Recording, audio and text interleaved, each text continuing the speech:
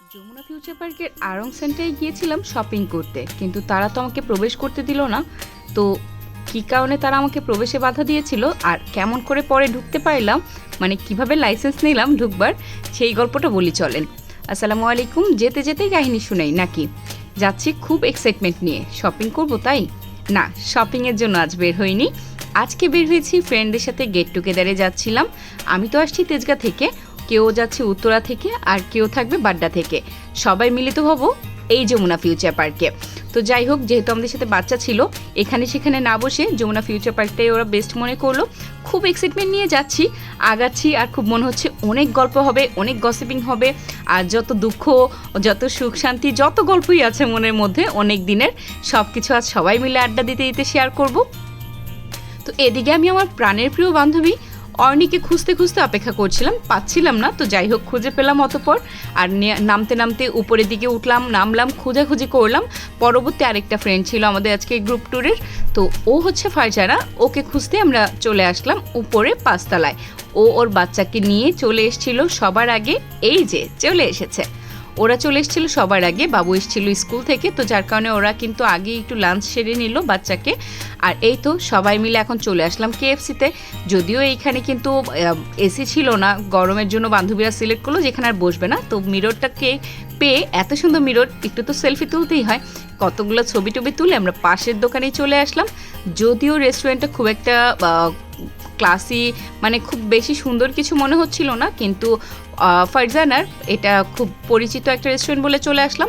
কিন্তু কি ভাই, চেনা জানা জায়গা থেকে অচেনা জায়গায় যে কোনো কাজ ভালো, কেনাকাটা হোক বা খাওয়া দাওয়া হোক, ওর এটা পরিচিত হলেও হবে কি? দুঃখজনক কথা, এখানে প্রচুর গলা কাটা দাম, প্রচুর প্রচুর। মাত্র একটা পিৎজা নিয়েছিলাম, যেহেতু আরাফাতের পছন্দ, সেটাই ছিল 450 টাকা, 6 ইঞ্চির পিৎজা। ভাবা যায় এই ডিশটা ছিল বোধহয় মেনুটা 300 টাকা। তো যাই হোক, নামমাত্র আমরা যা কিছু পেরেছি খেয়ে টেয়ে বের হয়ে এসলাম।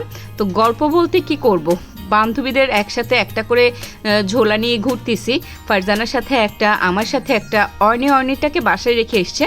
তো যাই হোক, সাথে করে বোনের মেয়েটাকে এনেছে। সো আমাদের সাথে তো একটা করে বাবু আছে, আর ওদের জন্য আমাদের মুভমেন্ট বা আড্ডা গসিপিং কোনো কিছুই কিন্তু প্রপার হয়নি, যতটা আমরা প্ল্যান করে এসেছিলাম। মানে হচ্ছে, যখন কোনো কিছু প্ল্যান করে করা হয় সেটা খুব একটা সাকসেসফুল হয় না। তো যাই হোক, আমরা এই শোরুম সেই শোরুম ঘুরে দেখছিলাম। আর এইটা আমি খুব ভালো করে ভিডিও করছিলাম, কেন জানেন?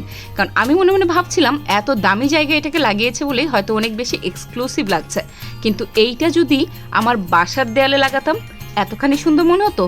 কখনোই না। 10-12 রকমের এই লেস ফিতা দিয়ে যদি আমি এরকম একটা শোপিস বানাতাম, কোনোভাবেই এটাকে এতটুকু সুন্দর লাগতো না এখানে যতটুকু লাগছে লাইটিং বা স্পেসের জন্য। যাই হোক, আমার কিন্তু শপিং করার কোনো মুড নেই, কারণ ব্যালেন্স ছিল না হাতে। তো যাই হোক, আমি আমার ব্যালেন্স এই ক্ষেত্রে রাখিনি, কিন্তু এই আইসক্রিমের বেলায় আমার ব্যালেন্স অবশ্যই আমার বাজেটে থাকবে, কারণ আমি শপিং মলে আইসক্রিম খুব খুব খুব পছন্দ করি। মনে হয় কি, কোথাও মনে হয় এরকম আইসক্রিম আমি পাই না, শপিং মলে আইসক্রিমের যেই টেস্টটা থাকে। তো আমি কিন্তু 2বার করে আইসক্রিম খেয়ে নিয়েছি। আর এখন আসি আসল কথায়, কেন আমাকে আরও প্রবেশ করতে দিল না? এইটা কি আমার ভুল না তাদের ভুল?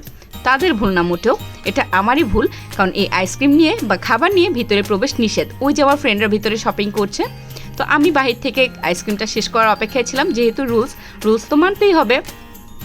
তো খাবারটাকে আমি কোথাও ক্যারি করে যে নিয়ে যাব সেটাও সম্ভব হচ্ছিল না, যেহেতু এটা লিকুইড আইসক্রিম, মানে লিকুইড হয়ে যাবে আইসক্রিম রাখলে। তো সেটাকে আমি কোনো রকম একদম তাড়াহুড়ো করে খেয়ে তারপরে ভিতরে প্রবেশ করলাম। আর আড়ংয়ে আসলে যে কারোরই মাথা খারাপ হয়ে যাবে, অনেক কিছু দেখেই নিতে ইচ্ছে হচ্ছিল, কিন্তু আমি যেহেতু বাজেট নিয়ে বের হইনি, তাই শুধু দেখেই যাচ্ছিলাম। আর যেহেতু এখন কোনো উৎসব ওকেশন কিছুই নেই, তো এই জন্য কোনো কেনাকাটার দিকেও আগ্রহ নেইনি। তো যাই হোক, দেখছিলামই শুধু, কারণ আড়ংয়ে দেখার মতো মানে কোনো কিছুর অভাব নেই। যেদিকেই তাকাবেন সেদিকে দেখেও শান্তি। এই ক্যান্ডেলগুলোকে দেখছিলাম, কারণ ক্যান্ডেল নিয়ে রিসেন্ট কাজ করার খুব ইচ্ছে আছে, জানি না পারবো কিনা। যাই দেখি তাই মনে হয় বানিয়ে ফেলতে পারবো, বানিয়ে ফেলি, কিন্তু বানানো আর হয়ে ওঠে না। তারপরেও দেখছিলাম, মন ভরে দেখছিলাম, সব কিছু সুন্দর লাগছিল। মনে হচ্ছিল কোনো একটা স্পেস যদি হতো, এই কর্নার ওই কর্নার করে যদি সাজাতে পারতাম, কতই না সুন্দর হতো, তাই না?